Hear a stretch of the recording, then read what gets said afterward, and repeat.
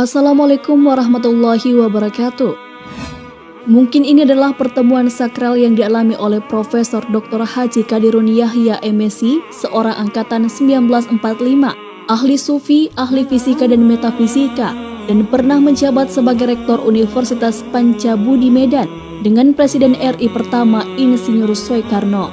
Ia bersama rombongan saat itu diterima di beranda Istana Merdeka sekitar bulan Juli 1965. Bersama dengan Profesor Insinyur Brojonegoro ALM Profesor Dr. Syarif Tayyip, Bapak Suprayogi, Admiral John Lee, para Sucipto Besar, Kapolri, Duta Besar Belanda. Wah, pagi-pagi begini saya sudah dikepung oleh 3 profesor-profesor. Kelakar Insinyur Soekarno membuka dialog. Kemudian Soekarno mempersilahkan rombongan tamunya duduk. Profesor Qadirun Yahya, silakan duduk dekat saya, pinta Soekarno terkesan khusus. Profesor, saya dengar tentang engkau sudah sejak 4 tahun, tapi baru sekarang aku ketemu engkau. Sebenarnya ada sesuatu yang akan aku tanyakan padamu, kata Soekarno dalam bahasa Belanda. Ya, tentang apa itu Bapak Presiden? Tentang sesuatu hal yang sudah kira-kira 10 tahun. Saya cari-cari jawabannya tapi belum ketemu yang memuaskan. Saya sudah bertanya pada semua ulama dan para intelektual yang saya anggap tahu, tetapi semua jawabannya tetap belum memuaskan saya. Lantas soal apa, Bapak Presiden? Saya bertanya terlebih dahulu tentang yang lain. Sebelum saya majukan pertanyaan yang sebenarnya, jawab Presiden Soekarno. Baik Presiden, kata Profesor Qadirun Yahya. Manakah yang lebih tinggi, Presiden atau Jenderal atau Profesor dibandingkan dengan sorga? Tanya Presiden. Sorga, jawab Profesor Qadirun Yahya. Of course, setuju, balas Presiden terlihat lega. Menyusul Presiden bertanya untuk soal berikutnya, lantas manakah yang lebih banyak dan lebih lama pengorbanannya antara pangkat-pangkat dunia yang tadi dibandingkan dengan pangkat sorga, tanyanya. Untuk Presiden, Jenderal Profesor harus berpuluh-puluh tahun berkorban dan berabdi pada negara, nusa dan bangsa atau pada ilmu pengetahuan. Sedangkan untuk mendapatkan sorga harus berkorban untuk Allah segala-galanya. Berpuluh-puluh tahun terus-menerus, bahkan menurut agama Hindu atau Buddha harus beribu-ribu kali hidup dan berabdi. Baru barangkali dapat masuk nirwana, jawab Profesor Qadirun. Akors, kata Bung Karno, panggilan akrab Presiden. Sekarang baru dapat kutangkap engkau Profesor, lanjut Bung Karno. Tampak mukanya cerah berseri dan kelihatannya Bung Karno belum ingin cepat-cepat masuk ke pokok masalah. Saya cerita sedikit dulu, kata Bung Karno. Silakan Bapak Presiden. Saya telah melihat teman-teman saya meninggal dunia lebih dahulu dari saya dan hampir semuanya matinya jelek karena banyak dosa rupanya. Saya pun banyak dosa dan saya takut mati jelek. Maka saya selidiki Al-Quran dan Al-Hadis bagaimana caranya supaya dengan mudah hapus dosa saya dan dapat ampunan dan bisa mati tersenyum. Lantas saya ketemu dengan satu hadis yang bagi saya berharga. Bunyinya kira-kira seperti berikut. Rasulullah SAW berkata, seorang wanita penuh dosa berjalan di padang pasir, bertemu dengan seekor anjing dan kehausan. Wanita tadi mengambil gayung yang berisikan air dan memberi minum anjing yang kehausan itu. Rasul lewat dan berkata, hai para sahabatku, lihatlah dengan memberi minum anjing itu, hapus dosa wanita itu dunia dan akhirat, ia ahli sorga. Nah Profesor, tadi engkau katakan bahwa untuk mendapatkan sorga harus berkorban segala-galanya. Berpuluh-puluh tahun untuk Allah baru dapat masuk sorga, itu pun barangkali. Sementara sekarang seorang wanita yang berdosa dengan sedikit saja jasa, itu pun pada seekor anjing pula, dihapuskan Tuhan dosanya dan ia ahli sorga. How do you explain it, Profesor? Tanya Bung Karno lanjut. Profesor Qadirun Yahya terlihat tidak langsung menjawab. Ia hening sejenak lantas berdiri dan meminta kertas.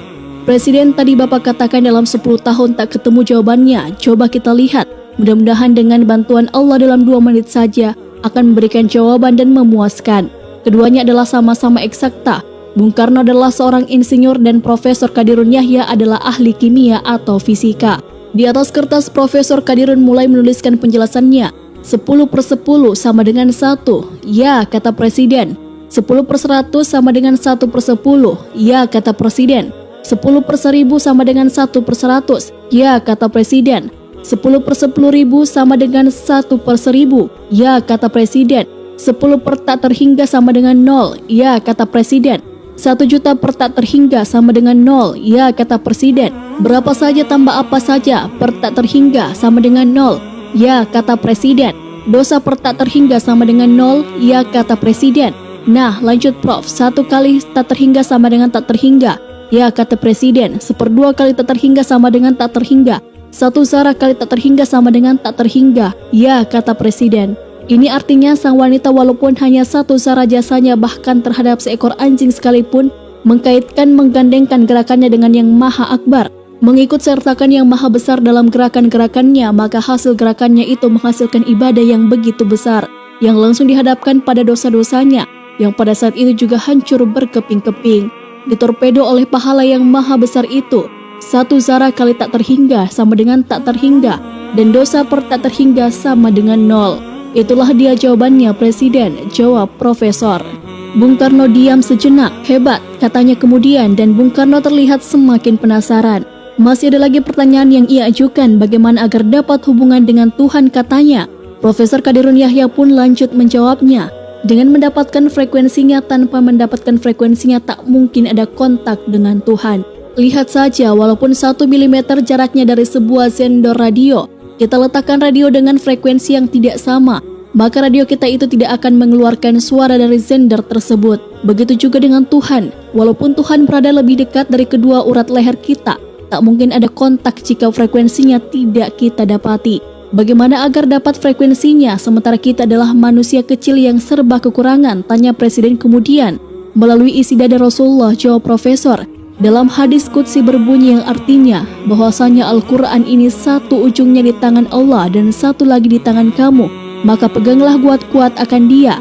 Abi Syuraihil Khuzai radhiyallahu an. Profesor menyambung, begitu juga dalam Quran surah Al-Hijr ayat 29. Maka setelah aku sempurnakan dia, aku tiupkan ke dalamnya sebagian rohku. Rebahkanlah dirimu bersujud kepadanya. Nur ilahilah yang terbit dari Allah sendiri adalah tali yang nyata antara Allah dengan Rasulullah. Ujung nur ilahi itu ada dalam dada Rasulullah. Ujungnya itulah yang kita hubungi. Maka jelas akan kita dapat frekuensi dari Allah Subhanahu wa Ta'ala, kata Profesor. Profesor melanjutkan, lihat saja sunnatullah, hanya cahaya matahari saja yang satu-satunya sampai pada matahari. Tak ada yang sampai pada matahari melainkan cahayanya sendiri. Juga gas-gas yang saringan-saringan tak akan ada yang sampai matahari. Walaupun elegansi seperti xenon, krypton, argon, helium, hidrogen dan lain-lain semuanya vakum. Yang sampai pada matahari hanya cahayanya, karena ia terbit darinya dan tak bercerai siang dan malam dengannya. Kalaulah matahari umurnya 1 juta tahun, maka cahayanya pun akan berumur 1 juta tahun pula. Kalaulah matahari hilang, maka cahayanya pun akan hilang. Matahari hanya dapat dilihat melalui cahayanya, tanpa cahaya matahari pun tak dapat dilihat. Namun cahaya matahari bukanlah matahari. Cahaya matahari adalah getaran transversal dan longitudinal dari matahari sendiri atau Huygens, jelas Profesor. Profesor menyimpulkan, dan Rasulullah adalah satu-satunya manusia akhir zaman yang mendapat nur ilahi dalam dadanya. Mutlak jika hendak mendapatkan frekuensi Allah, ujung dari nur itu yang berada dalam dada Rasulullah harus dihubungi. Bagaimana cara menghubungkannya sementara Rasulullah sudah wafat sekian lama, tanya Presiden. Profesor menjawab, memperbanyak sholawat atas Nabi tentu akan mendapatkan frekuensi beliau yang otomatis mendapat frekuensi Allah Subhanahu wa Ta'ala. Tidak kukabulkan doa seseorang tanpa salawat atas Rasulku, doanya tergantung di awang-awang. Hadis riwayat Abu Daud An-Nasai. Jika diterjemahkan secara akademis mungkin kurang lebih, tidakkah engkau mendapat frekuensiku tanpa lebih dahulu mendapat frekuensi Rasulku? Sontak Presiden berdiri. You are wonderful, teriaknya. Sejurus kemudian dengan merangkul kedua tangan Profesor, Presiden pun bermohon, Profesor doakan saya supaya dapat mati dengan tersenyum di belakang hari nanti. Semoga dialog sufi ini mengajarkan kita tentang intisari Islam sebenarnya. Wallahu a'lam bishawab.